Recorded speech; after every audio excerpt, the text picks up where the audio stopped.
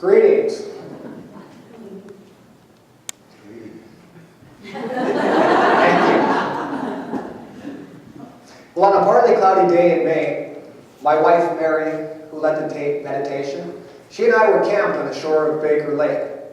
We had backpacked into a beautiful place called Anderson Point, with views looking up at Mount Baker.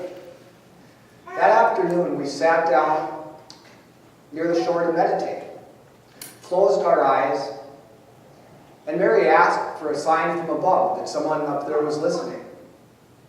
We meditated for about 15 minutes. When we opened our eyes, there was a beautiful ring around the sun, a sundial.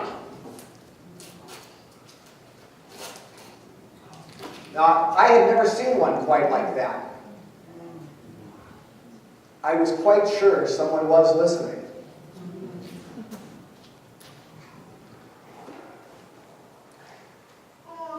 I noticed that most of you were, on that beautiful day in May, there were three things that made our day really special. And I want to share those three keys, because you can use them yourself to experience more happiness, improve your health, and access your inner wisdom or psychic abilities. Now, those three keys to becoming more calm, content, and wise are getting out and connecting with nature, meditation, and strengthening your spiritual connections. Now, I notice most of you you look pretty calm today. Hopefully you feel calm too. But let's say you weren't. What if you were feeling really overwhelmed, maybe just plain stressed out? Has anyone here ever felt like that? Okay, well, so have I. An almost immediate and very effective solution is to get outdoors and spend some time in nature. We are a part of the natural world, although many of us have forgotten. For thousands of years, people would hunt, gather their own food, or grow it themselves. Now we spend an awful lot of time living in big insulated homes.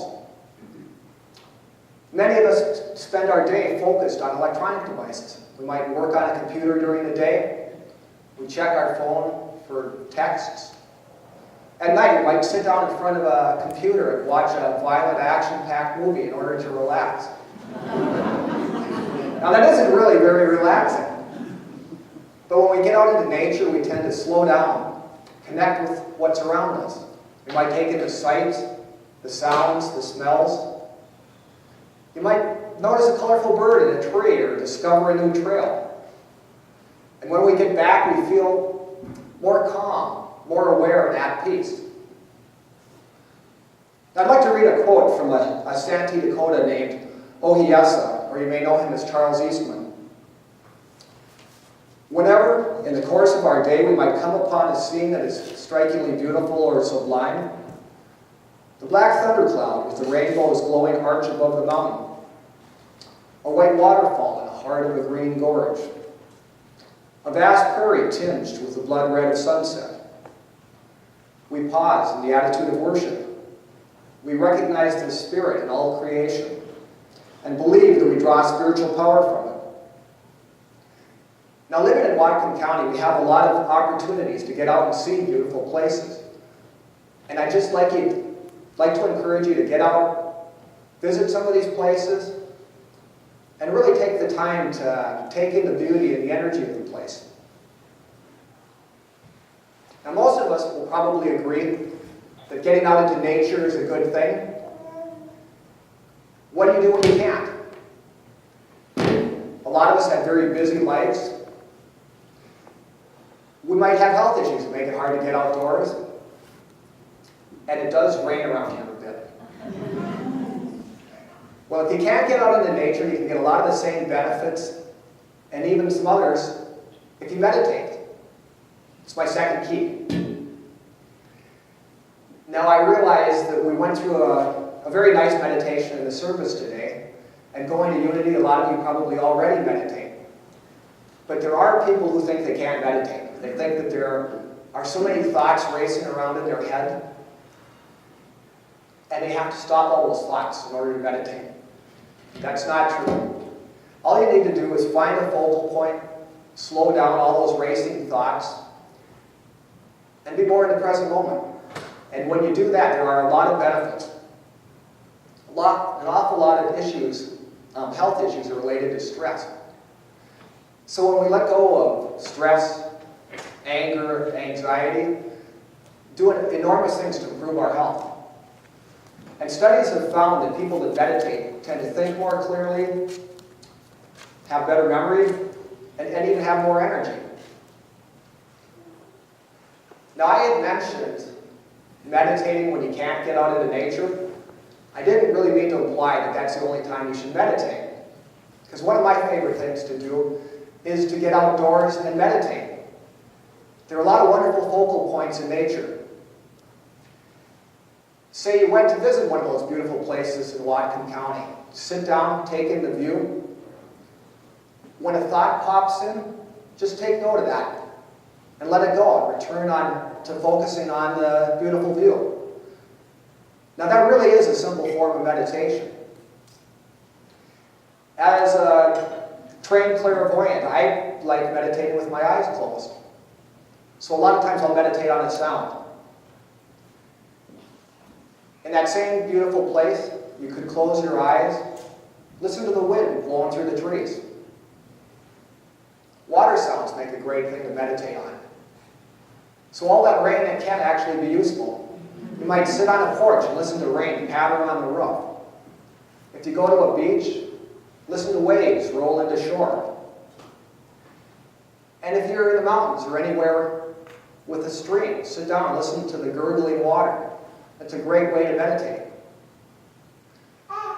You can meditate on sounds at home, too.